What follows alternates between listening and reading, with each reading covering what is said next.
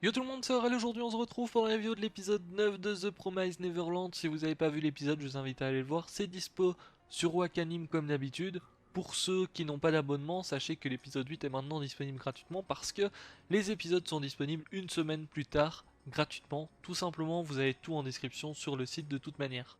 L'épisode 9 était un épisode que j'attendais bien impatiemment. La dernière fois, on avait pas mal de choses qui s'étaient passées, notamment on avait appris que la livraison de Norman n'allait pas tarder. C'était, je crois, 2 jours plus tard de l'accident d'Emma, il me semble, un truc comme ça. Et notamment, Emma s'était fait blesser par maman qui avait du coup poursuivi les enfants et elle était au courant de tout ce qui se passe tout simplement. Donc c'est vrai que la situation était devenue très compliquée. On avait Sir Crone aussi qui malheureusement est morte, hein, tuée par un des monstres. Alors petite information, c'est vrai que dans le dernier épisode je l'ai pas précisé, mais Sir Crone notamment a laissé son bic tout simplement aux enfants, et c'est vrai que je l'avais pas précisé dans la dernière review, mais ça a sûrement une importance. C'est vrai que quelqu'un l'a mis en commentaire que ça allait être important, donc il fallait bien se rappeler de ça, notamment. Et dans cet épisode-ci on a Norman à un moment qui regarde justement le bic et je sais pas, il pense à quelque chose, on sait pas trop à quoi, donc on verra bien à quoi est-ce que ça servira plus tard.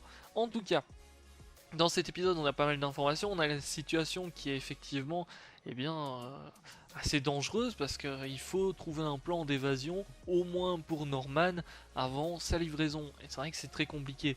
Bon, on a les enfants qui réfléchissent un petit peu à tout ça. D'ailleurs, on voit un petit peu les personnalités qui changent dans cet épisode-ci, notamment au niveau de Rey qui perd son sang-froid habituel. Il est beaucoup plus tendu que d'habitude et ça se voit, il s'énerve plus facilement, etc. Alors que d'habitude, c'est quelqu'un qui a quand même pas mal de sang-froid, mais là, bon, c'est vrai que c'est un petit peu compliqué avec tout ce qui se passe, parce qu'il veut absolument que Norman s'évade. Le plan de Rey, c'était qu'il y ait Norman, lui et Emma qui s'évadent, alors que là, malheureusement, ça en fait déjà un des trois qui risque de ne pas pouvoir s'évader. Donc très très compliqué. Il faut absolument trouver une solution, du coup, pour faire évader Norman. Et c'est un petit peu à ça que le groupe va réfléchir. Donc ils sont toujours sur l'idée de créer une corde, etc. pour passer au-dessus du mur. Donc pour ça on a Gilda et Dawn qui s'en occupent notamment durant l'épisode. On a Rey qui a fini de créer son petit appareil qui neutralise la puce tout simplement. Donc là on a les choses un petit peu qui bougent l'air de rien. Bon, début d'épisode, on a Rey et Emma qui se concertent un petit peu parce qu'ils veulent tout simplement que Norman s'évade tout seul et que eux restent là le temps au moins qu'Emma justement soit de nouveau sur pied, hein, parce que pour le moment, bon, c'est vrai qu'elle saurait pas s'évader avec sa jambe qui malheureusement est cassée. On n'empêche, c'est quand même fou de se dire que Mama, hein, comme il l'appelle, a été jusque là. C'est vrai que c'est chaud de se dire qu'Isabella a été jusqu'au fait de casser carrément net une jambe comme ça pour empêcher les enfants de s'enfuir, etc. Alors qu'elle aurait pu les stopper, je pense, autrement. Mais c'est vrai qu'au moins elle neutralise un petit peu la situation.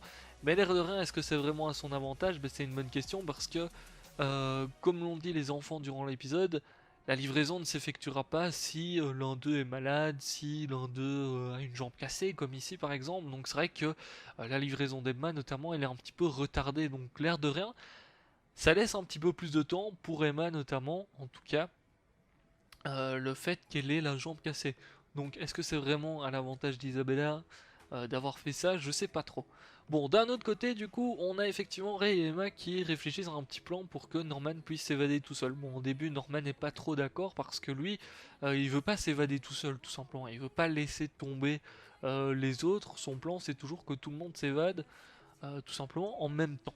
Donc là c'est assez compliqué, sauf que, eh bien, au final, Emma et Ray arrivent un petit peu à le raisonner et il veut bien au final partir. Bon, on a vu d'ailleurs que Norman avait quand même peur, hein. Il faisait un petit peu il faisait le mec qui s'en fout un petit peu devant les gens, sauf que au moment où il se retrouve tout seul, on voit qu'il perd son sang-froid et que il se dit je suis vraiment dans la merde quoi. C'est vrai qu'il veut pas le montrer, notamment à Emma, Ray, etc. Mais bon, c'est un petit peu compliqué pour lui aussi parce que dans sa tête, dans 24 heures ou dans 2 jours, je sais plus, au début de l'épisode, je crois qu'il reste encore 2 jours au moment où on voit la première fois que Emma est dans le lit et tout. Enfin, au moment en tout cas où Emma est blessée, je crois qu'il reste 2 jours avant la livraison de Norman, je suis plus sûr, mais soit. Ils se rendent compte que l'air de rien, s'il agit pas tout de suite, il va mourir. Donc au final, il accepte effectivement de tenter quelque chose pour se barrer tout seul. Et puis bon, bah, y a Ray et Emma qui le rejoindront un petit peu plus tard avec très certainement Don et Gilda si tout se passe bien.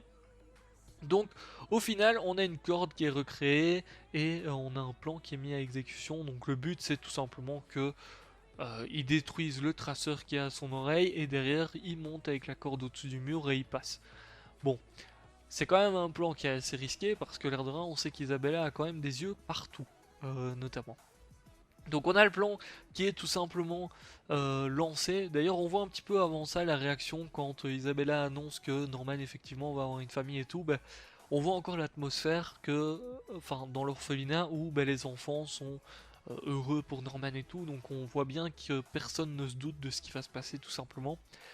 Donc c'est quand même assez compliqué toute cette histoire. Donc on a d'un côté Norman qui tente tout simplement de s'évader et qui arrive à monter au-dessus du mur. Sauf qu'au début on n'a pas directement effectivement ce qu'il voit. On voit un petit peu qu'il y a une étendue quand même avec des arbres etc. Mais on voit pas plus au début. Et bon à partir de ce moment-là on a Emma, Ray, Gilda et Don qui ont un petit peu peur quand même parce que si le plan foire c'est un petit peu la merde. Donc on a le soir qui tombe et au final eh bien Norman revient tout simplement dans le groupe alors qu'il aurait dû s'évader.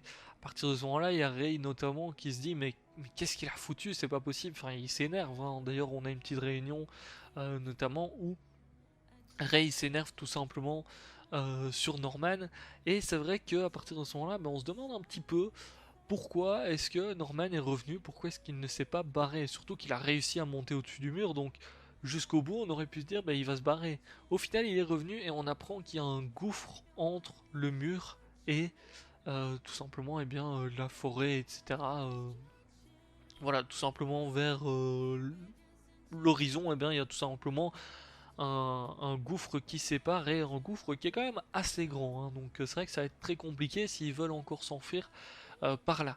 Alors notamment, j'en ai pas parlé plus tôt justement parce qu'on parle encore de s'enfuir, on sait que d'un côté il y a un gouffre et on peut se dire qu'il reste le tunnel hein, qu'il y a derrière le portail, sauf que, apparemment, on apprend d'ailleurs au niveau de Ray comment est-ce qu'il a appris tout ce qui se passait, etc. par rapport à l'orphelinat, notamment il n'a pas perdu ses souvenirs de quand il était bébé, etc. D'habitude, c'est vrai que quand t'es bébé, tu te souviens pas en fait, tout simplement, hein. Tes premiers souvenirs, tes premières années, tu les perds très rapidement, hein. C'est-à-dire que quand t'as 10 ans, peut-être, tu te souviens pas de ta première année de ta vie, quoi, on va dire, hein. Enfin, personnellement, moi, je m'en souviens quasiment pas, hein, donc, enfin, voire pas du tout, hein, mis à part quand je vois des photos ou des choses comme ça. Sinon, c'est vrai que y a rien qui m'a vraiment choqué dans, en tout cas, les vraiment premières années de ma vie. Je pense que c'est pareil pour à peu près tout le monde. Donc, je sais plus comment est-ce ils ont appelé le race qu'il a pour se souvenir justement de tout ça. Je sais plus comment est-ce qu'ils ont appelé ça. C'est une amnésie de je sais pas quoi. Enfin, soit. Et du coup, c'est vrai que lui, il se souvient de ce qui s'est passé quand ils étaient petits. Donc, il se souvient avoir vu que les traceurs ont été implantés et tout. Il a vu les monstres, etc. Donc, il se doute, en tout cas, il a bien deviné ce qui se passait depuis le début, vraiment le début quasiment de sa vie. Il sait un petit peu ce qui se passe justement dans l'orphelinat, etc. Et notamment grâce à ça, on apprend que, en fait, derrière le portail, il y a tout simplement un tunnel et ce tunnel mènerait au QG, donc au centre, tout simplement, là où est-ce qu'il y a les monstres, etc. Donc, c'est pas le bon plan de s'enfuir par là. C'est pas le bon plan de s'enfuir par là, c'est pas le bon plan non plus de s'enfuir au-dessus des murs, enfin de passer au-dessus des murs parce qu'il y a le gouffre, donc c'est un petit peu compliqué. Bon, n'empêche que la solution qui a l'air la plus simple, c'est quand même de passer au-dessus du mur et d'essayer de faire quelque chose pour passer au-dessus du gouffre aussi derrière. Bon, ça va être compliqué, mais je pense que c'est mieux que de se retrouver au centre et d'avoir les monstres en face de soi.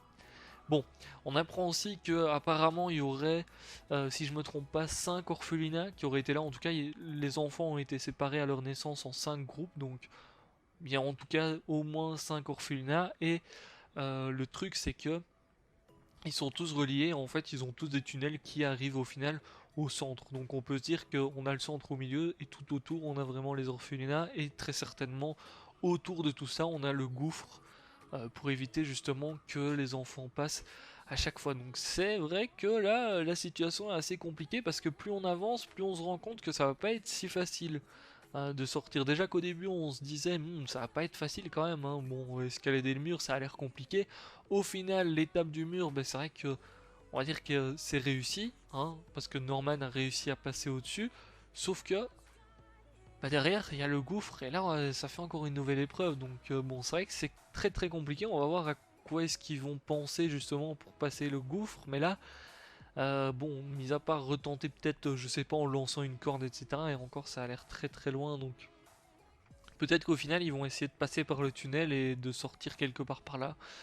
C'est une bonne question parce qu'il y a très certainement, quand même, en allant dans le tunnel, il y a très certainement un passage pour sortir à un endroit un petit peu plus safe, quoi.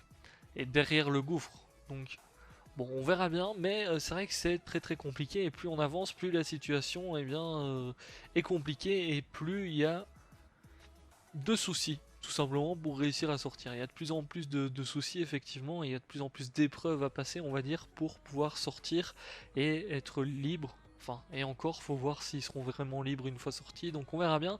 Sur ce, j'espère que cette review vous aura plu. Je sais qu'elle arrive un petit peu en retard, j'ai eu des soucis de micro, etc. Donc j'espère que là c'est réglé. Aujourd'hui, ça a l'air d'être réglé en tout cas, c'est pour ça que j'en profite pour faire la review. Et du coup, bah, je vous retrouve la semaine prochaine pour la review de l'épisode 10, très certainement jeudi. Je suppose qu'il n'y aura plus de soucis d'ici là. Du coup, voilà, sur ce, je vous laisse là, je vous dis à très très bientôt. Ciao, ciao. De temps perdu, il est temps d'avancer.